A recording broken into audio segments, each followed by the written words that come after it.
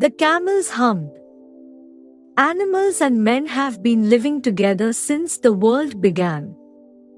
Many of them became man's best friends, and like good friends began to help men in their work. But the camel was different. He lived in the middle of a howling desert because he did not want to work. So he ate sticks, thorns and prickles, and just said, "Humph." One Monday morning, a horse came to see him. He called out, "Camel, oh camel, come out and trot like the rest of us." "Humph," replied the camel. Presently, a dog came to him, holding a stick in his mouth. "Camel, oh camel, come, fetch and carry like the rest of us," he said. But the camel replied, "Humph." And the dog went away. Then came an ox with a yoke on his neck and said, "Camel, oh camel, come and plow like the rest of us." "Humph," said the camel once again. When the day's work was over, the man called the horse, the dog and the ox together, and said, "Three, oh three, since the humphing in the desert does not work, I am going to leave him alone. But you will have to share his load of work instead." All three of them were very angry to hear this, and they held a meeting close to where the camel was eating.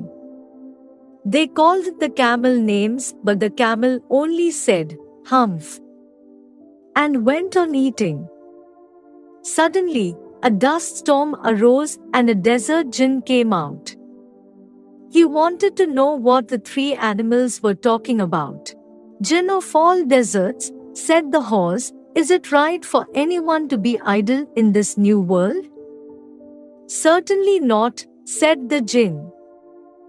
"Well," said the horse, "there is an animal in the middle of your howling desert with a long neck and long legs, and he hasn't done a stroke of work since Monday morning. He won't trot." "Phew," said the jinn, "that's my camel."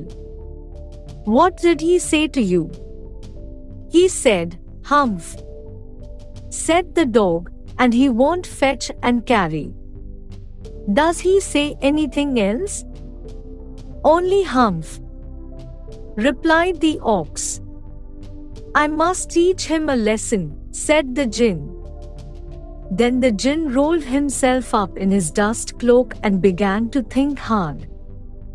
After a while the camel came to him, and the jinn said, "What's this I hear of you doing no work in this new world?" "Humph," said the camel. "You have given the other animals extra work. Do you have anything to say?" asked the jinn. "Humph," said the camel. "I wouldn't say that again if I were you," warned the jinn. He was angry with his camel. Just then, when the camel looked at his back, he found it growing a lump in the middle. "Now that's your very own hump that you have brought upon yourself," said the jinn. "Today is Thursday, and you have done no work since Monday, when everybody else started their work. Now you are going to work 3 times more than the others. How can I?" wailed the camel. He forgot to say humph. "That's made on purpose," said the jinn, "because you missed those 3 days.